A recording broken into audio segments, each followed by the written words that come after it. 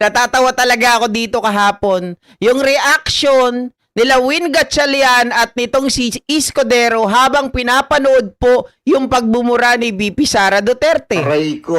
Ito naman mga to. Pakunwari lang na ngayon lang nila nakita at napanood ang pagmumura ni VP Sara Duterte. Diba? Sabi niya, unahin na niyong lahat! Napanganga na lang si Senator Win, mga kababayan. Ito ba, panoorin natin.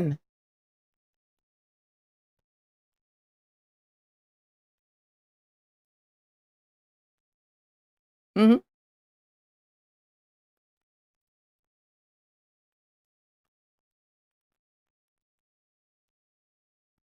Nako, ANC.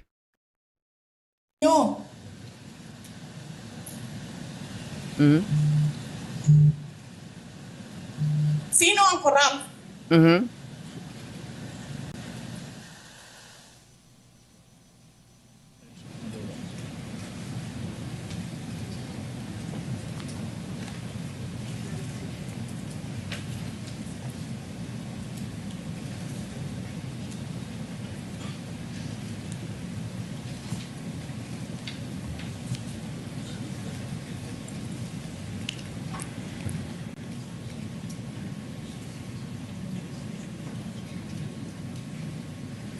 Mukhang tense na tense ah.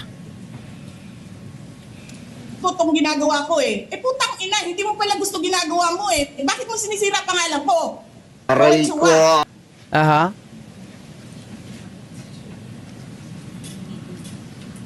Grabe na ba? Napapahiling na lang si Sir Willie, no? Mga kababayan, grabe. Oo. Ayan, napakamot na lang, mga kababayan, si Senator Chis Escudero. Kaya, yung reaction nyo na yan, Senator Win, Senator Chis Escudero. So, dapat marapat lang talaga itong si VP Sara Duterte ay makonvict. Dahil kapag ito hindi na-convict, nako, lagot tayong lahat. Lahat kayo na kumakalaban sa kanya. Lahat tayo na kumakalaban sa kanya. Lahat tayo na may sinasabi laban kay VP Sara Duterte despite the fact na yun naman mga kababayan ay base lamang sa kanilang ginagawa bilang isang public official. Natural, sila ay subject to public scrutiny, pero alam nyo, iba si VP Sara Duterte at kapag nakalusot yan sa 2028, sigurado may kalalagyan tayo, paktay ang Pilipinas. Oh.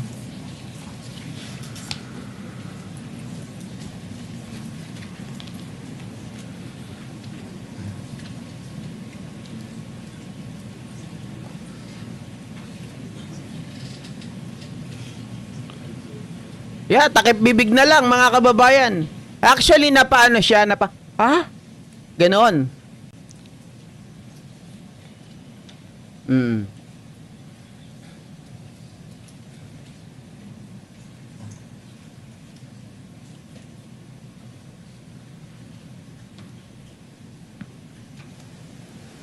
He did not know what he was talking about. Mhm.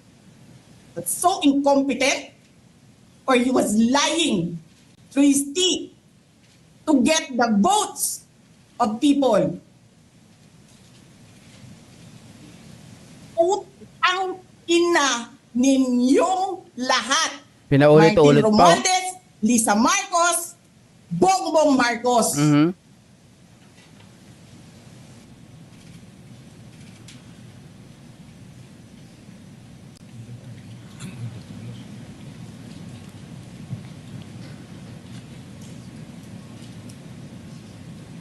I think we have two more.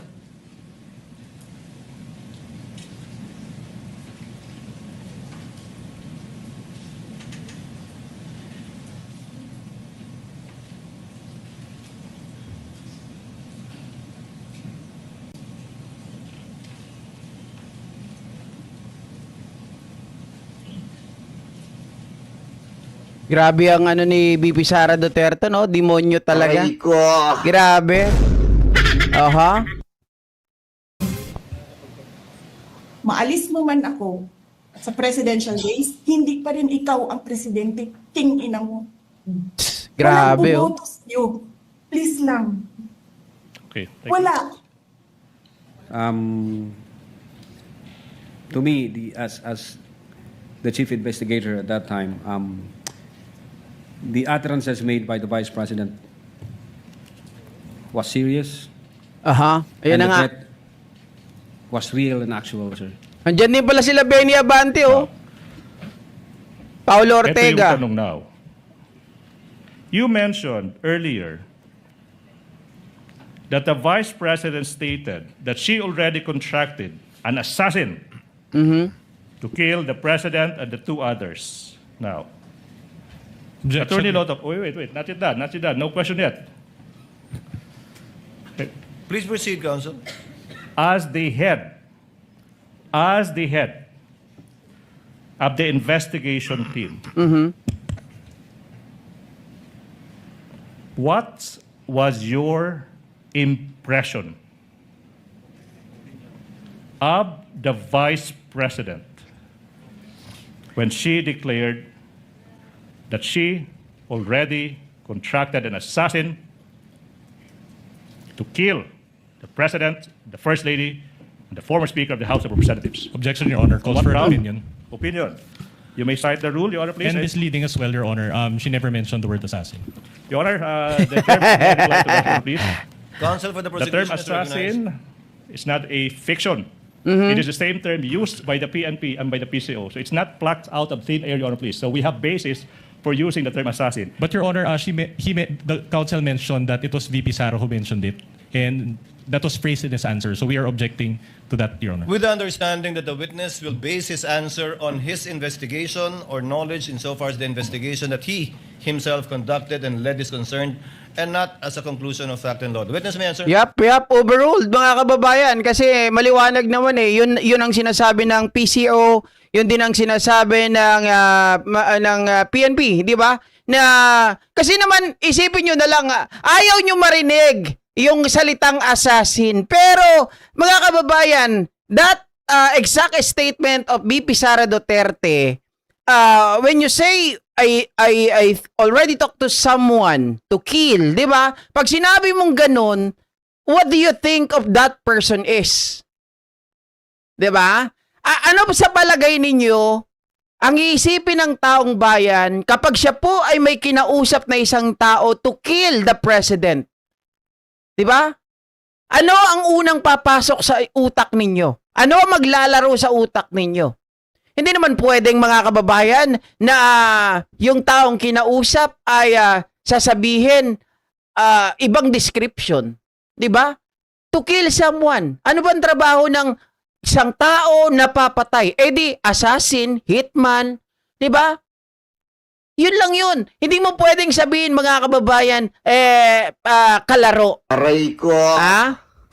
Hindi pwedeng sabihin na itong taong ito, kumausap na ako ng teacher. Unless kung yung mamamatay tao na yun ay teacher. Aray ko. 'Di ba? Pero, ang maglalaro talaga sa utak mo, agad-agad, assassin.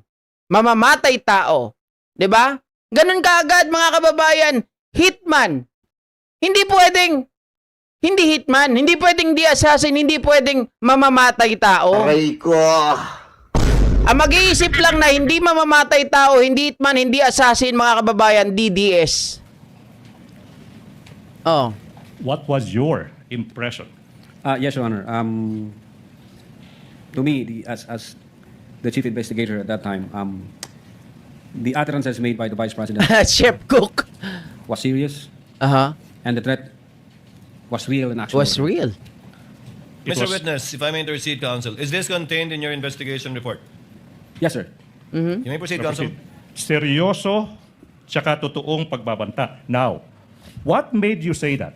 Na yung pagbabanta ng Vice Presidente ay both seryoso at totoo.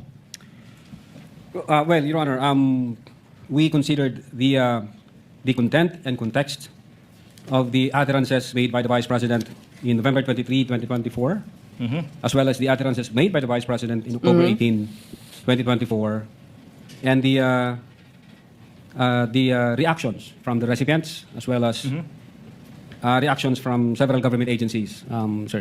Content and context. Now, exactly, yung tanong is, exactly, how did you analyze the content and the context of the entire press conference? Maganda yung mga line of questioning ligutan We eh. considered several factors, Your Honor, in the analysis of that content and context. Several factors. To be exact, kung alam mo, ilang factors kinonsider nyo? At least four. At least four. Your Honor, number one, the delivery or manner in which the utterances Utterances. were spoken. Yung That's one. demeanor. Number two, the literal meaning of the statement, Your Honor. Number three, the nature of the instruction, and number four, the relationship between the parties, sir. So 4 factors. Now, Attorney Lotto, let's go to the first factor, no? Let's go to the first factor. The delivery of the manner in which the threats were spoken. What made you say that the respondent was both serious and real when she uttered those threats? Objection, Your Honor, calls for an opinion. Your Honor, Your Honor, if I may. Based on his investigation, counsel, he may testify as to that. Witness may answer. Yes, Your Honor. The Vice President was furious and fuming mad when she uttered those. Could you repeat it? Furious and And fuming mad, sir. fuming mad. Furious and fuming mad. Now, what made you say na yung Vice Presidente was both furious, and fumingly mad? Well, nakita ho namin dun sa video nung ho namin, Your Honor. If I'm not mistaken, I think more or less 8 beses ho siyang galit na galit at nagmumura at minumura yung Presidente, si First Lady, and then si former Speaker of the House, sir. 8 beses. If I'm not mistaken, more or less, sir. Now, and then you're referring to the video. Now, in what particular portions of the video, okay, did the Vice President hurl invectives or sa Tagalog, pagmumura? Pagmumura. Kung Invective. sa Cebuano, pamalikas. Kung hawaray-waray, Buyayaw. buyayaw. Mga ilang beses? 8? In what particular portions? Your Honor, if I may refer to my notes. You may do so. Thank you, Your Honor.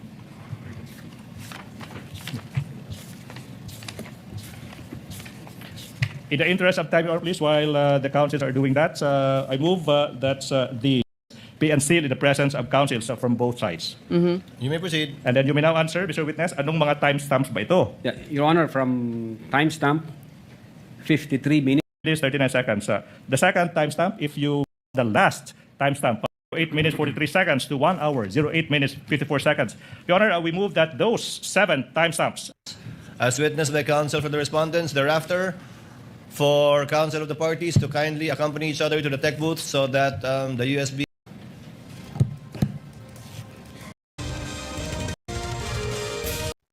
investigate itong mga threats sa presidente. And ang ginagawa nila dito is to show na they have actually conducted an investigation and that the Vice President herself was asked to participate in it, nag-issue ng subpoena twice to So, ayun mga kababayan, ano, na maliwanag doon yung ipinakita po ng prosecution na hindi lang po 1, 2 o 3 beses na nagmumura, galit, di ba, mad and ano ba yung sabi? Fuming, mga kababayan.